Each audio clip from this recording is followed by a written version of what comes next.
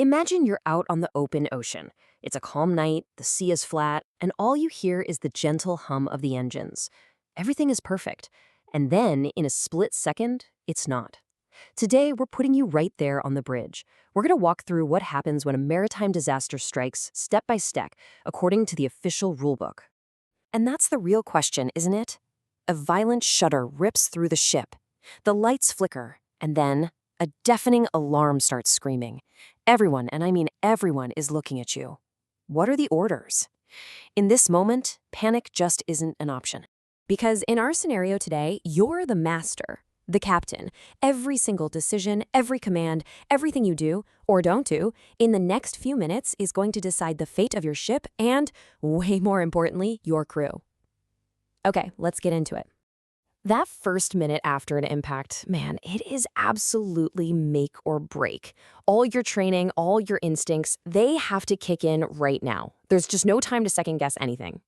Your very first command is to the engine room. Stop the engines. You have to kill all forward momentum, instantly. The absolute last thing you want is the ship's own power making the damage worse, or, God forbid, causing you to hit whatever it was a second time. Immediately after that, you slam the general alarm. And listen, this is not a drill. This is the real deal. 7 short blasts followed by 1 long one.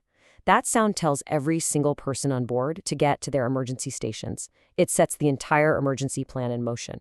Now, here's a step you might not think of, but it is so important. You have to save the data on the voyage data recorder, or VDR. Think of it as the ship's black box. It's got the last 12 hours of everything: bridge audio, radar, ship movements. You have to preserve that data for the investigation that you know is coming. Okay, now the checklist begins, and a dozen things are happening at once. You need a head count right away. Is anyone missing? You're on the radio. VHF Channel 16, that's the International Distress Channel, alerting the Coast Guard and any other ships nearby. Your damage control teams are scrambling, checking tanks, trying to figure out how bad the damage is. You're looking over the side for any oil slicks, and you're sealing the ship by closing all the watertight doors to contain any flooding. And just when you think things can't possibly get any worse, a call comes in from your chief engineer. The collision ruptured a fuel line. Now you have a massive fire in the engine room, and it is spreading fast. Your crews are down there fighting it, but it's just too much. So you and the chief have to talk about the nuclear option for an engine room fire. And look at that phrase, last resort, because you have to understand, when you decide to use the fixed CO2 system, you are writing off the engine room completely. There is no going back from this. And this is not like grabbing a fire extinguisher. It's a precise, deadly serious procedure. First, you have to be 100% certain that every single person is out of that space. Then, you seal it airtight, shut every vent, every door. You trip the quick closing valves to cut off the fuel supply, starving the fire. Only then do you give the order to release the CO2. It floods the entire space, pushes out all the oxygen, and suffocates the fire. At the same time, crews on the decks above start boundary cooling, hosing down the walls to keep the heat from spreading. So the CO2 is released, but the reports you're getting from damage control are grim. The collision tore a hole below the waterline that you can't control. The ship is listing heavily, she's taking on water way too fast, and the fire has weakened the ship's structure. And now, you're facing the ultimate decision a captain can make. This right here, this is the moment every captain prays they never have to face.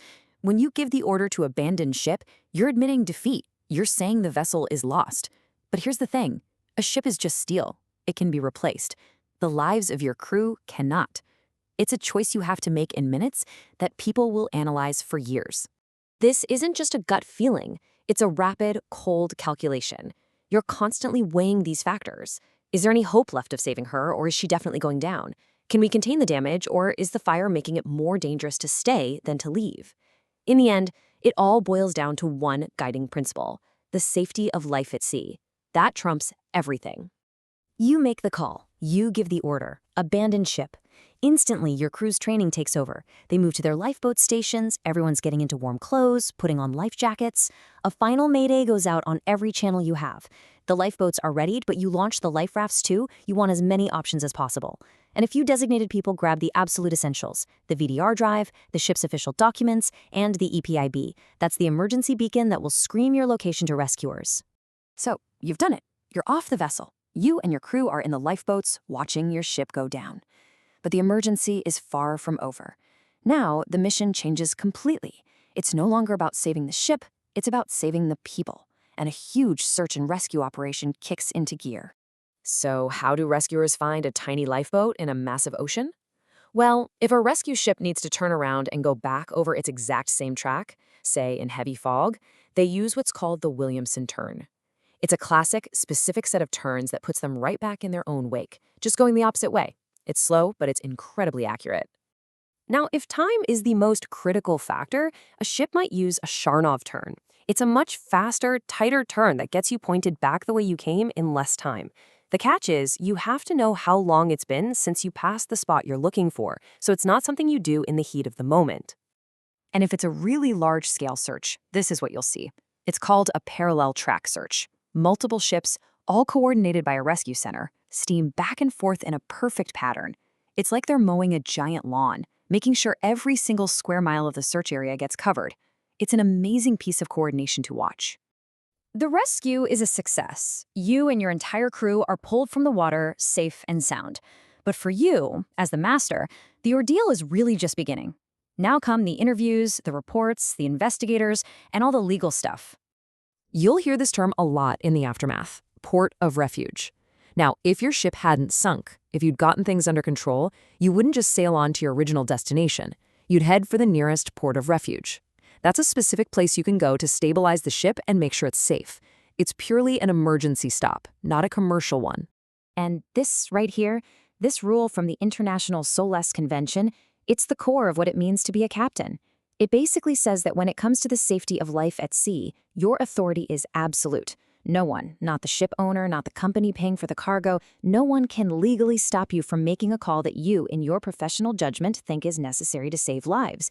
The responsibility is all on you, but so is the authority.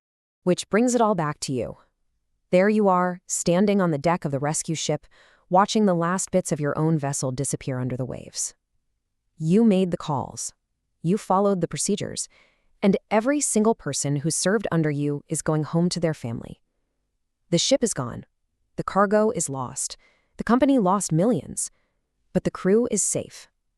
The only real question left, the one only you can answer, is could you live with it?